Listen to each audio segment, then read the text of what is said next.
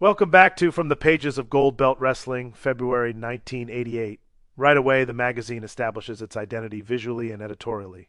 The masthead is bold, the tone is confident, the cover language signals a mix of mainstream stars, regional depth, and personality-driven features, setting expectations that this is not a single promotion magazine, but one that wants to cover the wrestling world broadly and enthusiastically. Inside, the issue opens with First Round, Our Letter to You. This editorial speaks directly to the reader, setting a conversational tone while immediately addressing a serious topic, the departure of Gordon Solie from Florida Wrestling. The editors treat this as more than a simple personnel change. It's framed as a meaningful shift in how wrestling is presented and discussed. Rather than leaning on rumor, the column emphasizes that Gold Belt Wrestling has chosen to look into the situation directly, reinforcing the publication's stance that it values first-hand reporting and accountability. The column reads as both reassurance and mission statement, reminding readers why the magazine exists.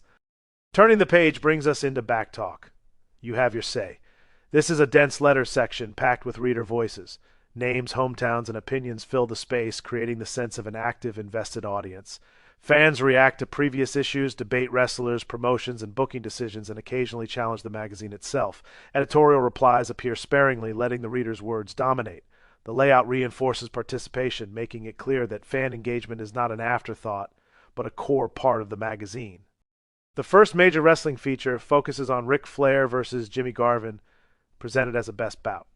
The article slows down, taking time to frame the match as a clash of styles and attitudes. Flair is positioned as the calculating champion, deliberate and precise, while Garvin is presented as rugged, intense, and unyielding. The breakdown emphasizes movement, momentum shifts, and psychology, rather than just big moments. Photos are used to freeze key exchanges, allowing the reader to linger on holds, expressions, and positioning. This section reads like a lesson in match construction, encouraging appreciation rather than speed. From there, the magazine deliberately changes gears with the greatest card ever. This is a fantasy feature, and it embraces that openly. The article lays out imagined matchups one by one, explaining why each pairing would matter. The writing invites the reader to argue, to imagine alternatives, to mentally reshuffle the card. This section exists to slow the pace and spark conversation, not to conclude anything definitively. It reinforces wrestling fandom as creative and participatory. The focus then shifts to one of the biggest names in the industry with Hulk Hogan, all around the mat. This is not a single match profile. Instead, it traces Hogan's presence across wrestling as a whole. The article emphasizes visibility, drawing power, and recognition. Hogan is framed as unavoidable, a figure whose influence stretches across promotions, media, and fan culture. The layout reinforces this, with photos and captions spread across the pages, allowing the reader to absorb Hogan as an idea as much as a wrestler. Regional coverage follows with central heat. This section pulls the reader away from national superstars and into territory-level action. Names, venues, and developments are listed and discussed, grounding the magazine in the idea that wrestling thrives locally as much as it does on big stages. The Northlands connection continues this approach, shifting geographic focus while maintaining the same emphasis on movement, activity, and momentum. These sections read like snapshots, reinforcing the sense of a constantly moving landscape. Next comes Coach Kurt Says, a recurring column that blends opinion with interaction. Voting categories appear, inviting readers to weigh in. The tone is conversational, almost instructional, but never preachy. It slows the reader down, asking them not just to read, but to think and respond. The magazine then steps outside the ring with GBW Goes to the Movies. This feature explores wrestling's crossover into film and entertainment. Wrestlers are discussed as personalities capable of existing beyond the ring, reinforcing the idea that wrestling culture bleeds into other media. The article treats these appearances as extensions of wrestling identity rather than distractions. A long run of profiles follows, and this is where the magazine really settles into rhythm.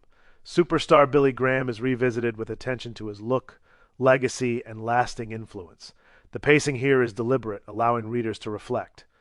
Bam Bam Bigelow follows, with emphasis on his unusual combination of size and agility, positioning him as both spectacle and serious competitor. Bugsy McGraw is presented through character and presence, while Misty Blue receives focused coverage that emphasizes visibility and role within women's wrestling. Rick Martel closes the sequence with attention paid to athleticism and ongoing relevance. Each profile occupies its own space, encouraging the reader to pause between subjects. Event coverage returns with the Great American Bash. This section treats the event as a major fixture rather than a single night. Matches, atmosphere, and outcomes are discussed in a way that reinforces scale. The pacing is slower here, matching the importance of the event itself A dedicated feature on the one-man gang follows. The writing leans into size, aggression, and danger.